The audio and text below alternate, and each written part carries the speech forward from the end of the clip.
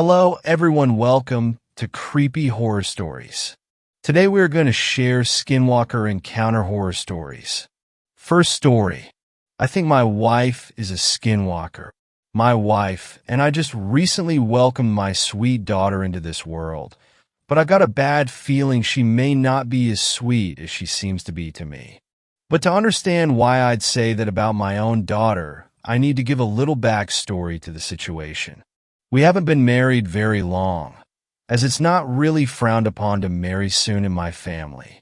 But when we were first dating and staying with my parents, we slept in their living room, and when we woke up one morning I noticed the door was still unlocked, but I was always sure to keep it locked.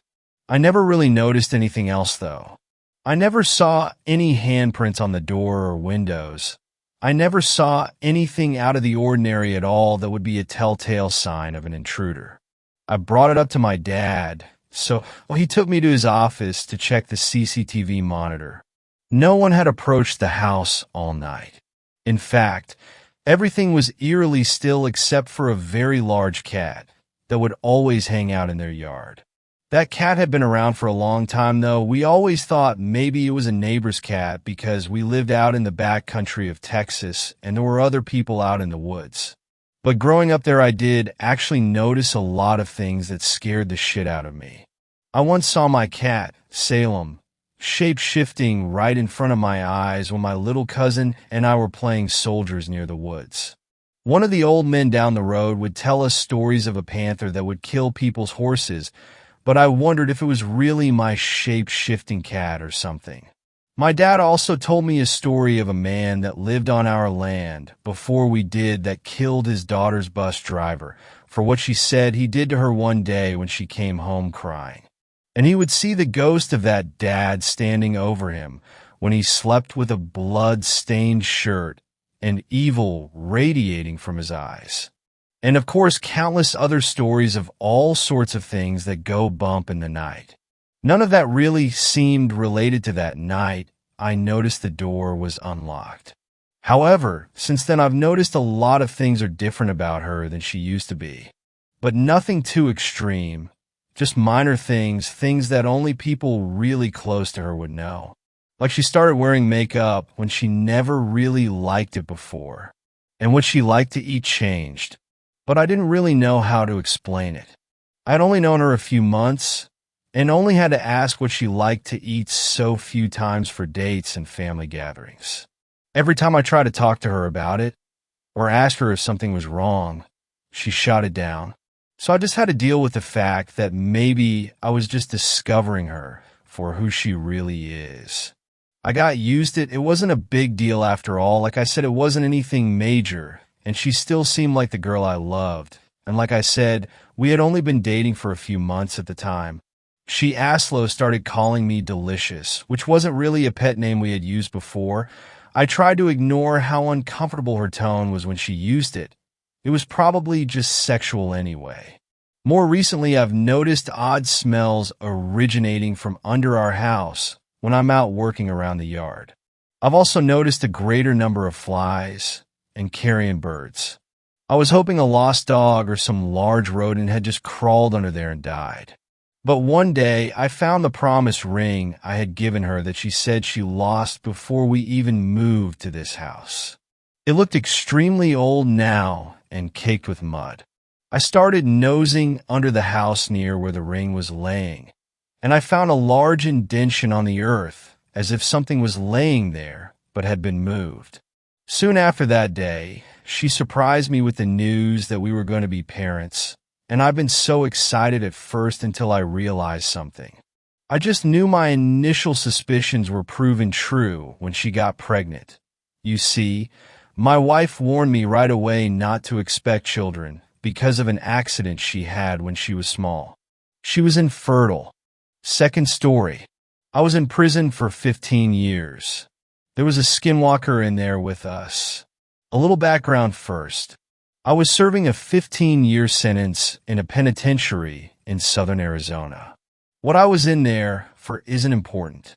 During my stay there were countless things that happened that no one could explain, and even more that no one wanted to know more about. It all started with a prison legend. Supposedly, years ago, something awful and unexplainable happened in the prison. Every morning we'd be woken up and expected to stand near the front of our cells while guards visually confirmed we were present and accounted for. Apparently, about a year before I got sent there, the most brutal and unexplainable thing happened during one of these routines. A man who had a cell to himself looked very off during this check. When a guard pulled over another guard to help him check it out, they found it wasn't actually the prisoner they were expecting at all. It was a totally different man. This man was wearing the skin of the other man over him. Loosely fitting, draped over him, apparently looked like a real monster. The scariest things were, though, was the guy wearing the skin was not an inmate. They had no idea how he even got into prison, let alone a cell. What's worse is that they couldn't even figure out who the hell he was. He wasn't documented anywhere. And what's worse than that? They never even found the body of the man of the skin he was wearing. Pretty grisly stuff, I know. And I realize that's not the goated definition of a skinwalker, but that's what the prison called him. The Skinwalker. Didn't help that the guy never talked, apparently. Anyway, that's what started the whole Skinwalker superstition around the yard. Apparently, the guy got shipped to a different spot about a month after it happened, and just about everyone in Gym Pop felt all the better for it. I heard about the story on the second day of my stay. Hell of a story to hear to place in your home for the foreseeable future. Now onto the real shit, though. Sure, that guy was the Skinwalker, but all he did in the long run was get an old lifer Navajo inmate to tell everyone about actual Skinwalkers. It seemed like a lot of the prison culture actually revolved around them. Now, apparently, Skinwalkers are tricky to point out on the spot, but if you manage to survive around one for more than a minute or two, almost everyone can tell the mannerisms are all off. They can mimic human speech, but not replicate it. They twitch manically. They have an unnatural gait while walking. But apparently, they got better with experience. The old Navajo guy, his name was Carl, said that he was sure there was an actual one among the prisoners, slowly picking us off over the years. He called it the Grandmaster Skinwalker at one point. Apparently, he thought it had human mannerisms down, so well that you might not even be able to tell if it was your cellmate for a day or two. It had to be good, he posited one night. He would expect a Skinwalker to jump at any opportunity for a kill. But this one realized it had a revolving door of people to kill coming to it, and masterfully bided its time, as Carl thought for years. A lot of guys found humor in it. A lot more were really on edge about it. Every once in a while in prison, people snap. Sometimes you'll find your cellmate swinging in front of your bunk, strung up around the neck by his pant leg. Sometimes you just can't take it anymore. But in our yard, people tended to snap in a very special way. It wouldn't be an outburst at dinner or a silent suicide in the night. Guys would just stop talking, hunch over, and shuffle around. Any friendships they had would be mostly out the window. They would turn into a loner during rec time. They would let their hair hang in front of their face. No one liked to talk about it. Like if they did, it would happen to them next. I felt the same way. I didn't know if it was a skinwalker or just people going crazy, but I didn't want to find out. It wasn't clockwork or anything, but every time someone snapped in this way, it wasn't more than a couple weeks before they were shipped off or transferred to God knows where without anyone else knowing beforehand. Then there was the nighttime occurrences.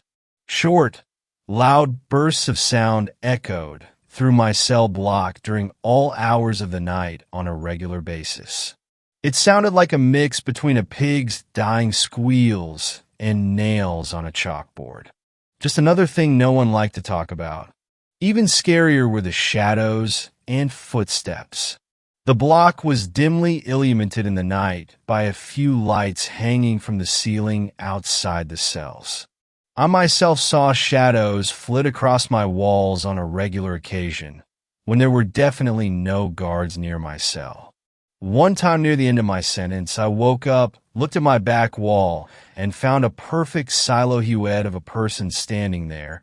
But when I looked, my bunkmate was asleep, and no one was outside my cell. And the footsteps. Everyone hated the fucking footsteps. They were the scariest part. In the night, sometimes, more rarely than the shadows, you would hear ungodly fast footsteps. They sounded like wet feet slapping on tile floor. Whatever caused them would fly from one end of the block to the other in a dead sprint. Whatever it was inhumanely fast. If you happened to be awake before it started, by the time you heard the footsteps on one side of your cell and whipped your head around to see the thing run by, it sounded like it was 3 cells past you. Everyone hated the footsteps. I agreed. I thought they were the worst. I was released from that place about a month ago, and I have more stories than I can count. I swear it was nearly my turn. About a week before I was discharged, my cellmate and a good friend of mine snapped. In the same kind of way, I didn't sleep for an entire week. Well, I did sleep, of course, but never for more than a few minutes at a time. Never turned my back on the guy. The scariest thing? I woke up one night to him somehow snaking his body through the bars of our cell. For reference, I couldn't get anything past my shoulder through them. The worst part, though, he was coming back into our cell. On the day of my release, I didn't say a word to him. Just left. He seemed fine with it, so was I. I had made it through 15 years of prison fights, gang disputes, and for all I know, Skinwalker abductions. I left through the front gates, a free man. As I walked along the fence for the rec yard, I spotted my cellmate standing off on his own like he had for the last week or so. I shook my head, not even really sure if it was him anymore. I took one last look over the yard, this time from the other side of the fence. I wish I hadn't. There, standing off on his own, on the other side of the yard, was Carl, slouched over, eyeing the other inmates, and twitching manically. Third story. I think I encountered a skinwalker. I have no evidence, but I promise you all this story is real. Sorry for the wall of text. I've always been a bit of a skeptic, ever since I was a kid. Scary stories don't faze me. Horror games never frighten me. And whenever I hear something weird at night, I instantly assume it's something normal, an animal or just the house settling. Despite this, something very unsettling happened to me the other day, and I'm really not sure what to make of it. I think it's the first time in years I've been genuinely frightened. I live in a forested area in the U.S. Me and my girlfriend live in a large cabin, and although there are roads nearby, our nearest neighbors are at least a kilometer away. We also have 2 cats, one of which sleeps in the bedroom with us, whilst the other often goes out at night and does whatever cats do when they're out of sight. Anyway, I like to stay up late at night and sleep late into the morning, whereas my girlfriend's an early bird. It was about 1 in the morning, and I was watching crappy TV in the living room whilst my girlfriend slept in the bedroom. I was beginning to grow tired when I heard something outside, near the cat flap. For clarity, our cat flap uses an electronic chip, so only our cats can use it. I assumed it was just one of the cats coming into or leaving the house, and I ignored it. Then I heard it again. It sounded like something thudding against the flat. It happened several times at random intervals, until I lost my patience and decided to just go and open the door. Clearly the cat was having trouble getting in. I never thought about it at the time, but this was weird because we feed our cats well, and they're very lean rather than chubby. I passed the bedroom and peered in as I walked past to see if my girlfriend heard the noises. She was fast asleep, but the cat that sleeps with us was staring at the window. I called her name. Nothing. She kept staring. I shrugged it off and kept heading towards the kitchen. The back doors are through there, by the way. Anyway, so I reached the back door and saw a dark shape through the translucent flap. I sighed, expecting the cat to be out there, and opened the door. It took me a moment to open the door, and I saw the cat tense up as I opened the door. The door opened fully. I froze. It wasn't my cat. Whatever it was had started moving before I opened up, and I only caught a glimpse of a distorted figure, kind of like a tailless dog, bolting, and I mean absolutely pelting it. I freaked out and slammed the door shut. What the hell was it? I wasn't sure. My natural skepticism kicked in, and I assumed it was just my other cat, and I had merely startled it. Perhaps the darkness had made it appear larger. Nevertheless, I was creeped out and decided to go to sleep. As I slipped into bed, I realized something horrifying. The second cat was asleep on the rug. It took a while to get to sleep that night. Everything seemed normal until a few hours later. I awoke to a strange feeling of dread. Something wasn't right. My girlfriend was fast asleep. I held my breath and heard something creaking by the door. It sounded too loud to be one of the cats. It was as if a person was walking about. I reached towards my bedside cabinet and flicked on the lamp. The room was illuminated, and I saw something standing just outside the open door, staring at me. The same twisted figure I had spotted outside earlier. It wasn't very tall, maybe a little over 5 feet, but it was its face that scared me the most. I only caught a glimpse of it, but what I saw will stay with me forever. It looked like a dog, but with an elongated face and almost human-like eyes. You know that weird, distorted snarl hounds pull when they're pissed off? It had that expression. I instantly started yelling profanities as I scrabbled backwards, trying to straighten up. The creature turned and sprinted down the hall. I heard it dash outside and go past the window behind us just above the headboard. I managed to look out as my girlfriend started to panic as she woke up fully. We both caught a glimpse of whatever the hell this thing was as it dashed off into the woods near our home. Grabbing my trusty shotgun from beneath the bed, as well as a couple rounds from the ammunition box that sits next to it, I ran out of the room in my underwear and rounded into the kitchen. The door was open. I'd forgotten to lock it when I saw the thing originally. I haven't seen it since, and we still live in our cabin, but I bought sturdy locks for all of the main doors and windows in the house, and always check the exit points at night. I also go to bed a bit earlier than I used to, so I'm asleep when the freaks of the night start to wake up. I've read a bunch of forums, and the only thing I can compare it to, based on what I saw, is a skinwalker. If you know anything about these things, please let me know. Fourth story. The Wolf at Skinwalker Ranch. My wife and I were sitting on the front porch after a long day of moving furniture and boxes into our new house. We were tired, red-faced, and sweating after sharing the burden between the two of us. The sun was setting on the horizon as we sipped our warm beers and looked out over the landscape of our newly acquired ranch.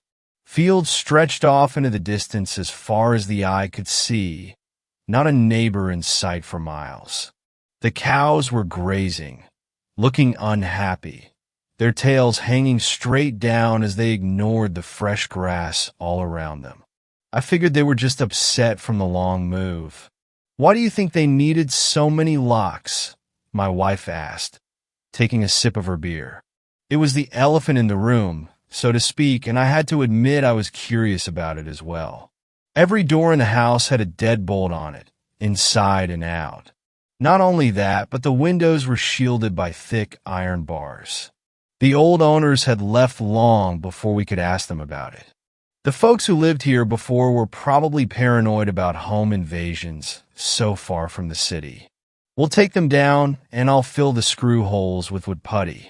We'll paint them over, and they'll be good as new.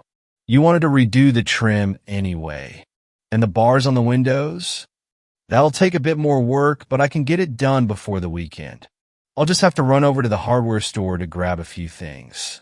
I can't find some of my tools. Maybe they got lost during the move." My wife was no longer paying attention. She was staring at some point far off in the distance. "What's that?" she asked, pointing. I followed her finger and looked to see a large gray wolf moving in the fields.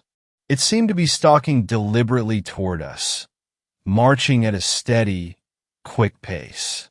It came to a fence and did the strangest thing. Instead of leaping over it or burrowing under it, as I'd expected, it stood up on two legs like a person, grasped the loose corner of the wire fencing, and pulled it up, ducking between the strands and stepping through one leg after the other. It was exactly how I would have done it. Once it was on the other side, it went back on four legs and started its progress toward us again. Then it looked up and saw us staring at it. The gray wolf stayed still for a few seconds, then disappeared in the tall grass suddenly. It was just gone. It didn't dive into the grass or duck down. It was there, and then a moment later, it was just gone. Vanished in the blink of an eye. The two of us sat uneasily on the porch, and I stood up to look in the distance, trying to spot the creature. But it was nowhere to be found. I'm going inside. You should come too, my wife said, sounding nervous. We went in and locked the doors at the front and back of the house. The bars stayed on the windows after that, and my wife didn't mention the deadbolts on the doors in the house again either. The two of us went to bed that night with little talk between us, a big difference from the ecstatic chatter that had been the norm all day prior to the event with the wolf. Or whatever that thing was. I got the feeling wolf was not quite the right word. That night something else even more disturbing happened to us both.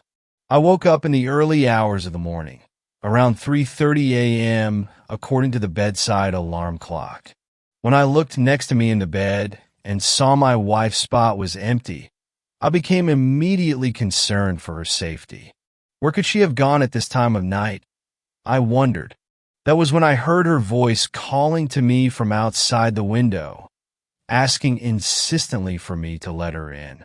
Her cries for help were muffled through the glass, and I lifted the heavy old window pane up to hear her better. "What are you doing out there?" I asked, worried about the wolf we'd seen earlier. I was looking around for glowing eyes reflecting the moonlight nearby. Standing on two legs or four, I wasn't sure which to expect. "I must have been sleepwalking," she said dreamily. "The front door locked behind me somehow. You have to let me back in. Please. It's cold out here. I'll be right down," I said, without thinking about how impossible all of that was. I was only concerned for her safety at that moment, and she had been known to sleepwalk occasionally, so that part seemed to make sense. I raced down the stairs in my boxers and grasped the front door knob in my hand, turning it. Thankfully, it was locked, or who knows what might have happened. Reaching up to turn the lock, I was startled to hear a voice behind me. "What are you doing?" my wife asked. I jumped at the sound, my heartbeat quickening. But what terrified me even more was what I had just seen outside. Given the time frame it had taken me to get downstairs, it was impossible that it had been her. It was like someone else had been out there, wearing her skin and speaking in her voice. Looking at the woman standing in front of me, I had no doubt it was Christine, my wife. Panting, I walked over to her and hugged her tightly. "What's wrong?" she asked. I didn't answer, afraid she would think I was losing my mind. Some things we don't share with anyone, not even our significant others. We take them to our grave, afraid that if we speak of them out loud it will make them true, and it will make the source of the impossible things return. So instead, I just took her hand and led her up the stairs, looking back nervously over my shoulder at the front door, waiting for the sound of a key turning in the lock, or the sound of it being broken down by powerful forces beyond my control. Instead, there was a gentle knock, polite almost at first, but then the fist began to pound against the front door of the house louder and louder, more and more insistently. My wife stopped, turning around to look at me on the stairs. "Who could that be at this time of night?" she asked. "Just ignore it. Let's go to bed. They'll go away eventually." After a few moments of hesitation, she turned around and began going up the stairs once more, taking a couple nervous looks back as she did. We kept walking up the stairs as the pounding continued, devolving into steady scratching noises that didn't cease until daybreak. "What were you doing down in the basement last night?" my wife asked at the breakfast table the next morning. Neither one of us mentioned the sounds at the door the night before. We were both trying to act like it had never happened. In the light of the morning, it seemed like a shared hallucination. A bad dream brought on by warm beer and too much time spent moving boxes without enough assistance. "In the basement?" "I wasn't in the basement," I told her. "Yeah, you were. You were calling my name, asking me to come down there." I looked at her with concern. "When was this?" "Right before I found you at the front door. I figured I just missed you, that you found whatever you were looking for down in the basement and went into the kitchen for a snack or something. But then I found you by the front door. I was never in the basement last night." She looked at me, puzzled. "Of course you were. Who else would have been calling for me from down there?" I debated telling her what I had seen outside and decided I probably should.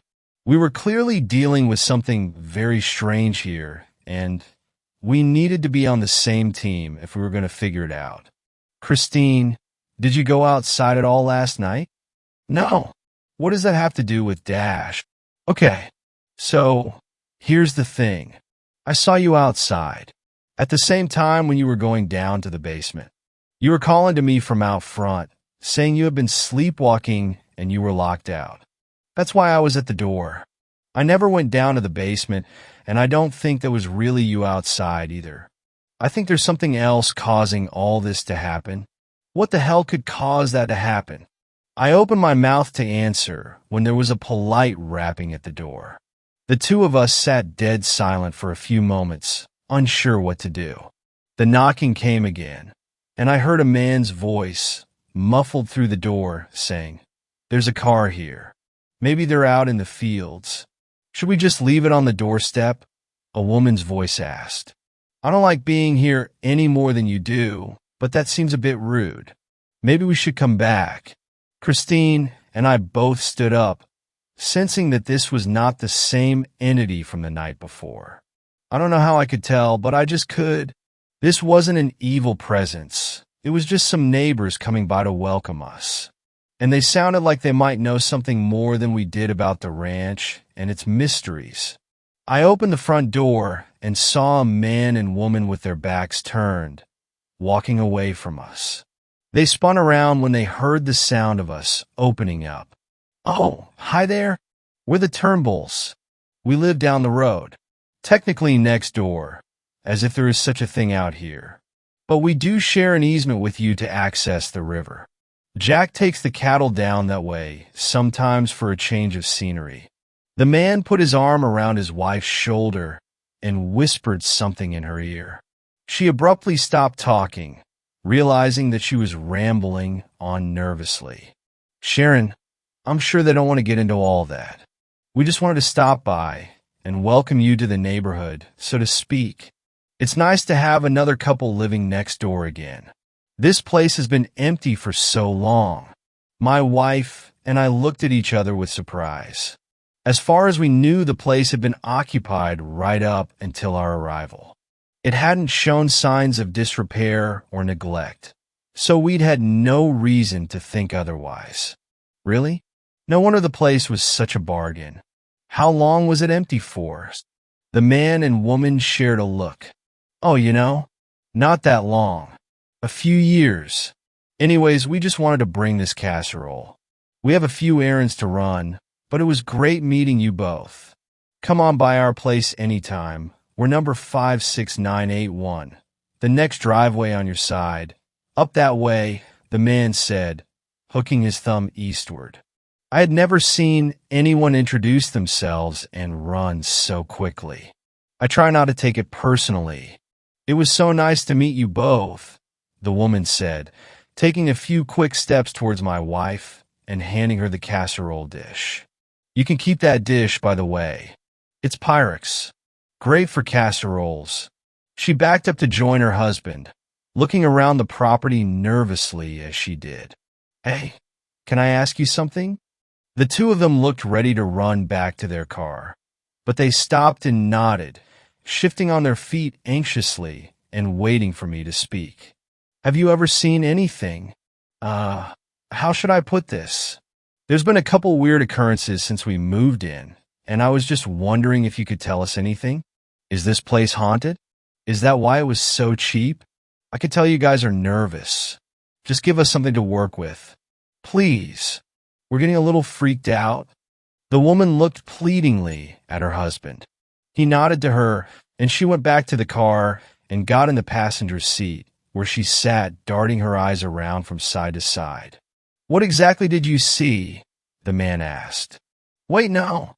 Don't tell me. It's better if we don't speak of them.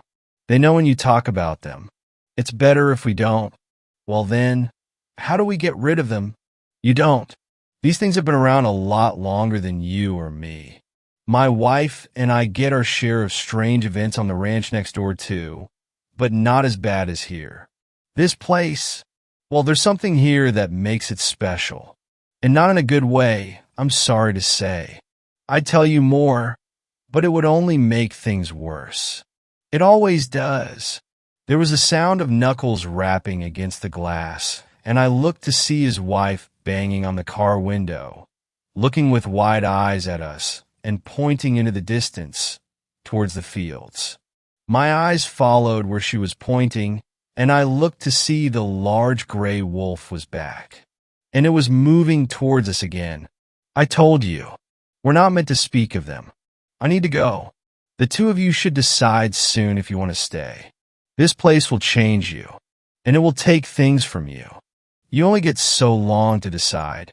If you wait to see what the changes will be, it will already be too late. Trust me. With that, he turned away and went back to his car.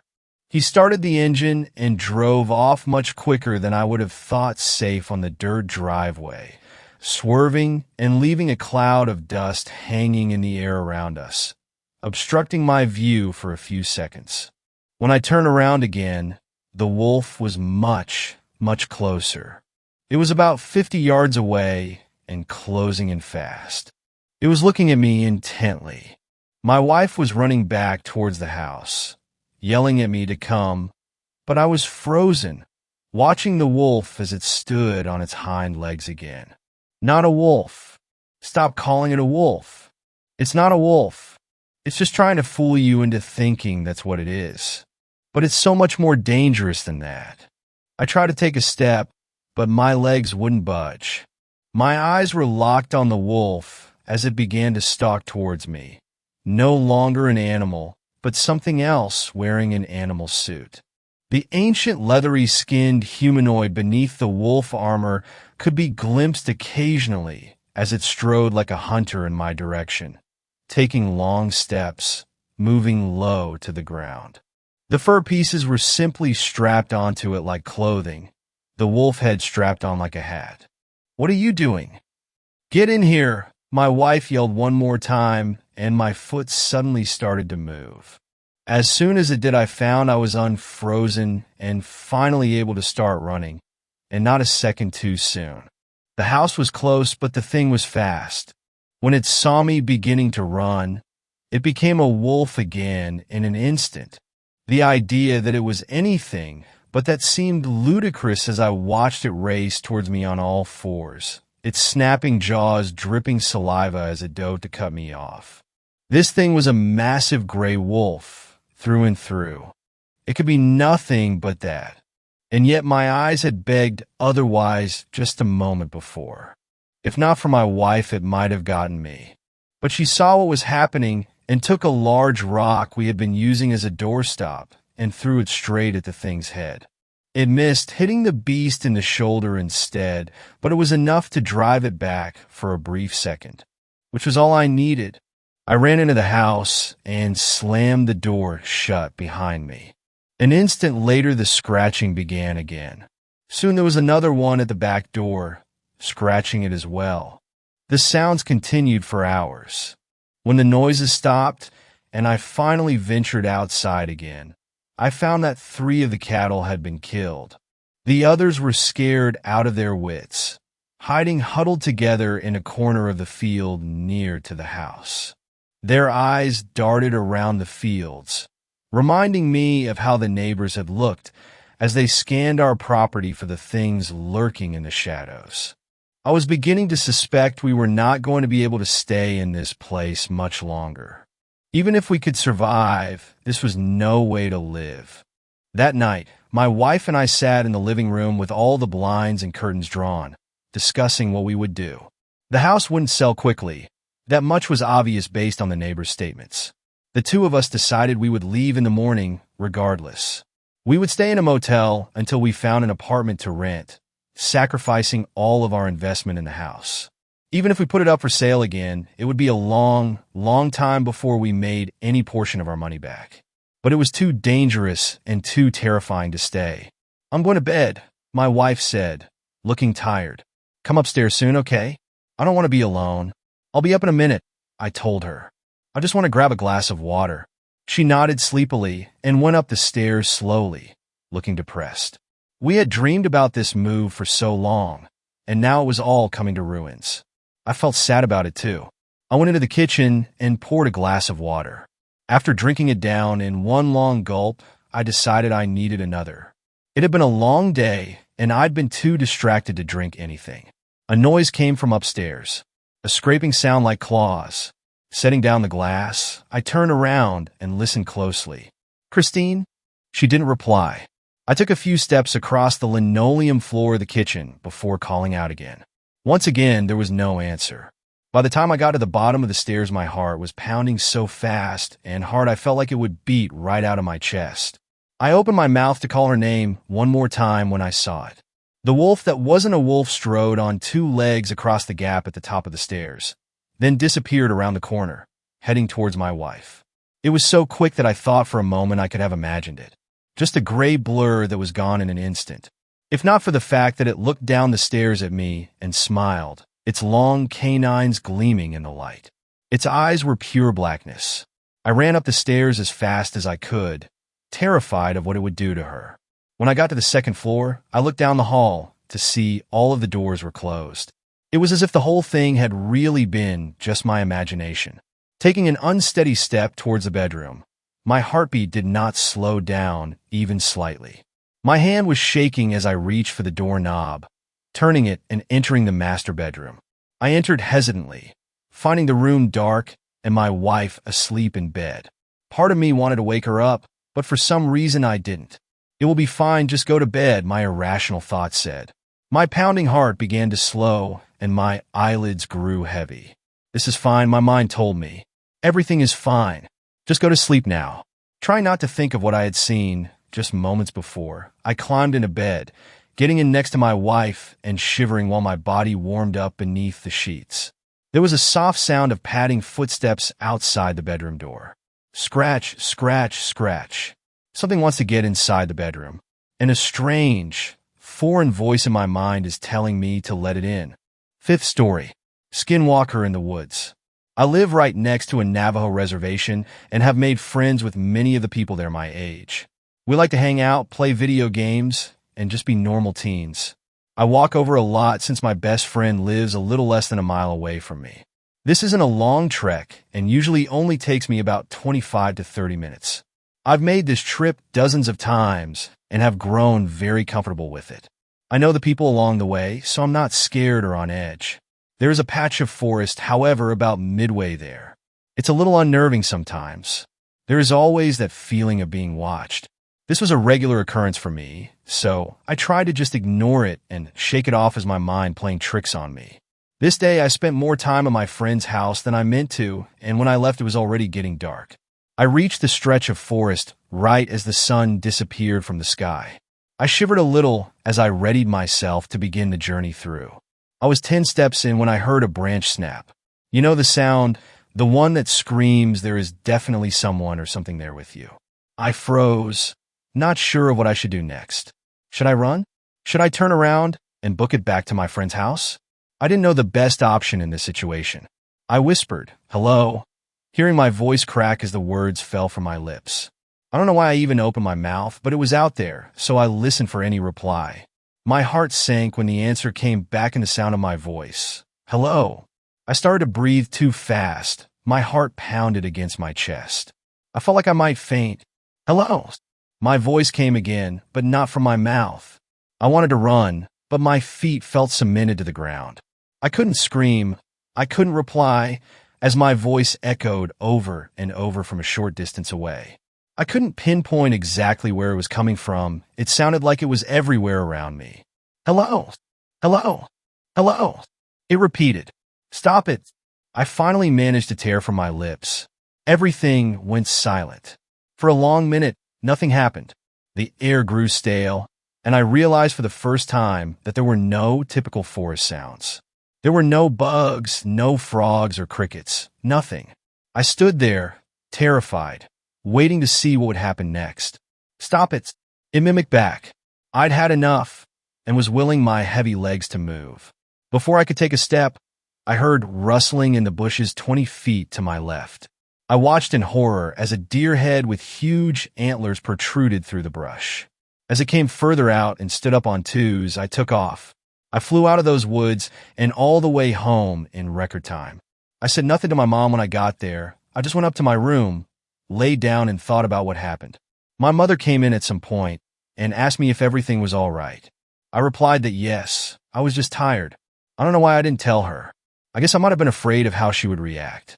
I called my friend and told him everything. He freaked out and told me that no matter what happened that night, to not reply or look out my window. This terrified me even more. He said to call him the next morning and he would explain more, and that he had to speak to his grandfather as soon as possible. That night I didn't sleep at all. I stayed awake listening to every little sound the night brought. Around 3 a.m., just as I was about to drift off, the air changed, the night sounds quieted. I felt my heart begin to pound. I lay there and waited, pulling the covers up over my head like a child, far too scared to move. It came after a long moment. Hello. I cried. It was all I could do. Hello. Stop it. It mocked what I had said in the woods again. It was terrifying enough when it copied what I said, but then it did something new. It called my name. Amy. My mother's voice. Amy. Amy, come here. Hello? Stop it. My voice again. For the rest of the night, the creature outside my window called my name in my mother's voice and repeated what I said in the woods over and over. In the morning, when the sun broke through the dark, it finally stopped. I fell into a fitful sleep. I woke around 12 to my friend calling to tell me he had spoken to his grandfather and could explain what happened to me. He said there was a creature they called Yi Naldlishii, he who goes on all fours, or a skinwalker. He explained that it was an evil witch that used dark magic to transform into an animal with the attributes it required, and that it had caught my scent and knew me now. I was also given a warning that since it knew me, it would always follow me, that I would always have to be careful. Last night, I heard scratching on my window, then a low hum. The creature began saying my name again, but also adding in things I hadn't said in my mother's voice. At one point, it started calling my name, but drawing it out really far like Aamai. It tried to get me to come outside or to open the door and let it in my house. This went on all night. At this point, I feel like I'm going crazy. I don't know what to do. Is it seriously going stalk the shadows around me for the rest of my life? I don't think I can take that. 6th story. Skinwalkers need friends too. Northern Canada would get so cold in the winter that it was almost impossible for cars to function. So, my family became very skilled hunters. We would have a hearty meal of deer or rabbit every night, and we learned to grow vegetables indoors for a little bit of freshness in our Viking-like diet. I was around 15 when I first started to hunt alone, and I was 18 when this happened. It was early in the morning, and I was tracking rabbits. I had found a nice spot near a rabbit den and bundled up, gun raised, ready to shoot. Something fell off, though. It took a minute before I realized the forest was dead quiet. No chickadees, no coyotes howling, no wind. Nothing. It was as if all the creatures in the wild disappeared. As weird as it was, I paid no mind to it and chalked it up to being too cold for animals to be out and about, though that didn't explain the lack of wind and no leaves rustling. I lay in the snow for another 16 minutes before giving up and deciding to set off a different location. Just as I slung my gun over my shoulder, I glanced to the side and froze. A large black dog stood around 10 feet away from me. The dog had on a collar, so I assumed it was tamed, but the nearest house was an hour away, and it made no sense that a dog would be out here. "Are you lost, boy?" I asked casually, not at the time taking into account how wrong it was for a dog to be all the way out here. "Is your owner here?" The dog just stared. Its eyes were milky, and I felt as if they were boring into my skull. I approached the dog and held my hand out for it to sniff it. The dog didn't move, it didn't flinch, and its tail didn't wag. I drew my hand back and rummaged through my coat pocket. I pulled out a piece of deer jerky my father had steamed during the week. I snapped it in half and offered the piece to the dog. It took the piece in its teeth before swallowing it whole. I laughed nervously as the dog licked its chaps. "Hungry, huh? What are you doing out here?" I knelt down and stroked the dog's head. Its coat was freezing, like the dog had frostbite or fell in a river, but somehow wasn't wet. Its milky white eyes stared into me still. At the time I assumed it was cataracts. A bark came from the left of me, and both me and the dog turned to look. An entire pack of dogs stood in the clearing, all with milky white eyes and black fur. Chills ran down my spine, but still, being a stupid teenager, I just thought it was just a trait of that breed. The dog looked back at me and licked my hand with a tongue that felt like ice before running over to the group. I watched as the pack moved on. The largest dog's eyes lingered on me before following the others. I watched as they ran off out of the clearing. It was like a reset mode as soon as they left because the forest came back to life. I could hear chickadees, the rustle of wind through leaves, and the scattering of nearby rabbits and shrews. I shot 3 rabbits and headed home, still curious about the dogs. A week later, I asked Dad about it, but he said that the neighbor's dog, Sombra, had been missing for months and everyone else either didn't have a dog that matched my description or just didn't have a dog in general. I thought that was very unnerving and didn't hunt for a while after that. The next time I saw the dog, it was early spring. I didn't have school to attend until the fall, so I just helped out at home and read and raised chickens. One Monday, both my parents were in Calgary visiting friends, and my brother was sick downstairs watching Game of Thrones, so I was pretty much alone. I sat in the library, reading and sipping some sweet Earl Grey tea. The rain was in a full-out downpour, so the chores I could carry out were mainly indoors and quick to complete. Scratching came at the door, causing the hair on my neck to stand up. We didn't own any animals that could scratch. Scared and curious, I grabbed a knife from the kitchen and opened the door. The black dog stood there, its familiar milky eyes staring into my soul. I jumped in surprise at first, but quickly smiled at the thought that the dog came all the way from the woods to my house. "Hey, bud," I said, bending down and petting its frosty skin. "How did you find me?" "It was the lavender, wasn't it?" I joked, referring to the essential oil I always had on my hunting gloves and wrists. I could have been mistaken, but I swore the dog nodded its head slightly. "Where are your friends?" I asked. "My brother loves dogs. We could all play a game of ultimate frisbee." The dog blinked up at me in an almost amused manner. It nudged my arm with its cold nose. "Do you want jerky, bud?" I asked. The dog blinked. "All right then, wait here." I walked to the pantry and grabbed a bag of jerky before returning to the dog. I once again snapped a piece of jerky in half and gave the half to the dog.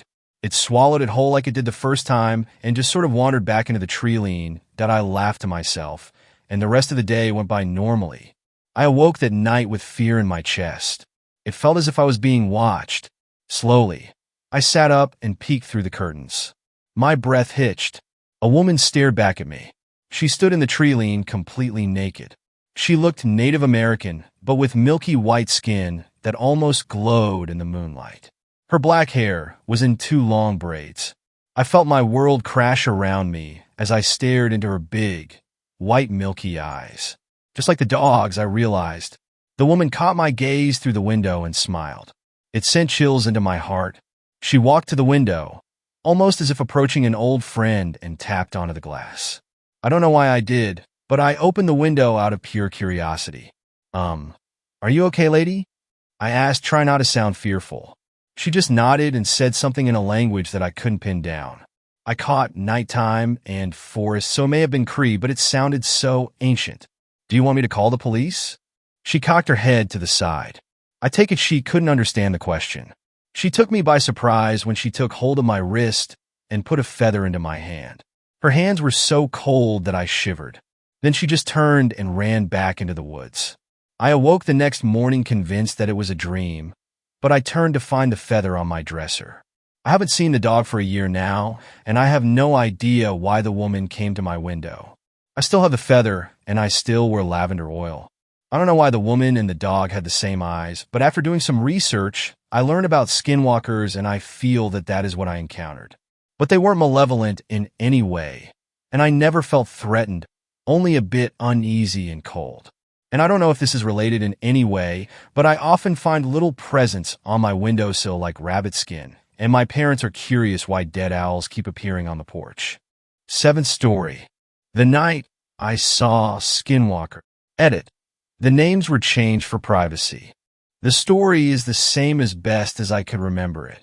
It was late October, a night when the wind howled through the trees like a restless spirit, and the moon hung low, casting long, eerie shadows over the desolate landscape. I was visiting my grandparents' ranch in New Mexico, nestled deep in the desert, miles from the nearest town. The ranch had always been a place of comfort for me, a place where I could escape the noise of the city and bask in the quiet solitude of the open land. But that night, something felt different, like the land itself was holding its breath, waiting for something to happen. Hey, you ever hear those stories about skinwalkers? My cousin Ethan asked, his voice breaking the silence as we sat by the fire pit outside. The flames flickered, casting a warm glow on our faces, but it did little to dispel the growing unease in my gut. Skinwalkers? I repeated, glancing over at him. His expression was serious. Almost too serious for a kid who usually joked about everything. Yeah, he said, lowering his voice as if the very mention of the word could summon something from the shadows. They're these evil witches or spirits. I'm not really sure. They can shapeshift into animals, wolves, coyotes, whatever. But they're not just animals, you know? There's something else, something wrong? I chuckled nervously, trying to shake off the creepy feeling creeping up my spine. Come on, Ethan. That's just some Navajo legend, right? Something to scare kids? Ethan didn't laugh. Instead, he leaned closer to the fire, his eyes narrowing as he stared into the flames. I wouldn't be so sure. My dad said he saw one once, out near the old cattle pens. Said it was a coyote, but when he looked into its eyes, he knew it wasn't just an animal. It was like it was looking into him, reading his thoughts or something. A shiver ran down my spine despite the warmth of the fire. What happened? He backed away slowly, got the hell out of there. But he swears it followed him home that night. Heard scratching at the windows, like it was trying to get inside. Ethan paused, his voice dropping to a whisper. Said he heard it whispering his name. Okay, enough. I forced a laugh, though my voice wavered. You're just trying to freak me out. Ethan shrugged, a grim smile on his face. Believe what you want. Just don't go wandering off alone tonight. We sat in silence for a while, the wind howling louder as the night grew darker. I couldn't shake the feeling that we were being watched, that something was out there, just beyond the reach of the firelight. I'm heading in, I said finally, standing up and brushing the dirt off my jeans. It's getting cold. Ethan nodded. his eyes scanning the darkness beyond the fire. "Yeah, good idea. I'll be right behind you." As I turned to head back to the house, I heard it, a low, guttural growl, so deep it seemed to vibrate through the ground beneath my feet. I froze, my heart pounding in my chest. "Did you hear that?" I whispered, my voice barely audible. Ethan was already on his feet, his eyes wide with fear. "Don't move," he hissed. "Whatever you do, don't run." The growl came again, closer this time. Slowly, I turned my head, my breath catching in my throat as I saw it. A pair of glowing eyes in the darkness, fixed on us with an intensity that sent a wave of pure terror through my body. The creature was massive, hunched over on all fours like a wolf, but there was something horribly wrong with it. Its limbs were too long, too distorted, and its fur was matted and filthy, almost like it was rotting away. And those eyes, they weren't the eyes of an animal. They were filled with malice, with a sick, twisted intelligence that made my blood run cold. "Get to the house now," Ethan whispered, his voice shaking. We backed away slowly, never taking our eyes off the creature. It didn't move, just watched us, its growl rumbling through the night air like a warning. My heart raced as we reached the edge of the firelight, the safety of the house still too far away.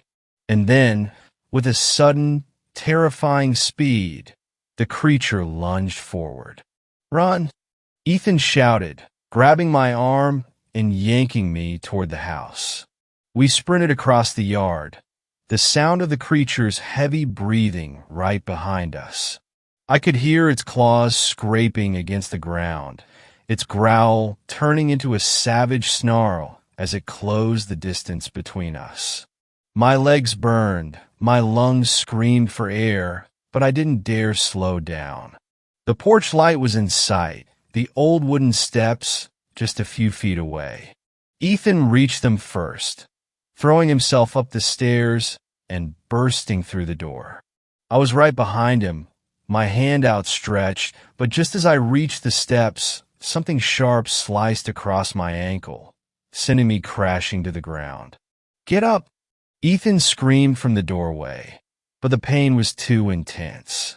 I looked back, and my heart stopped. The creature was right there, towering over me, its breath hot and rancid on my face. "Please," I whispered, barely able to speak. The creature tilted its head, almost as if it were curious, its glowing eyes narrowing.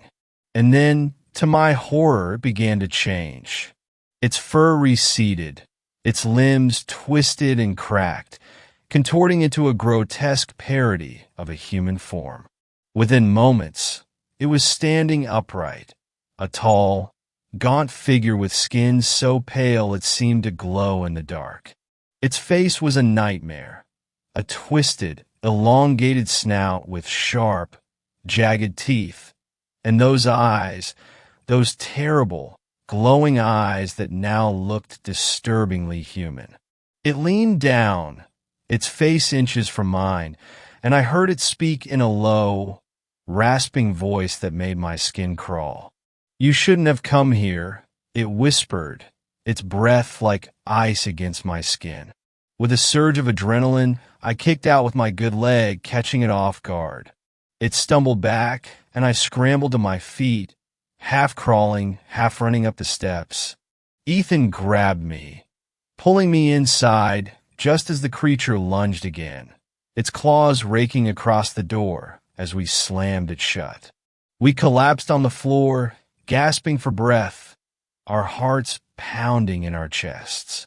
The creature howled in rage, the sound echoing through the house, rattling the windows.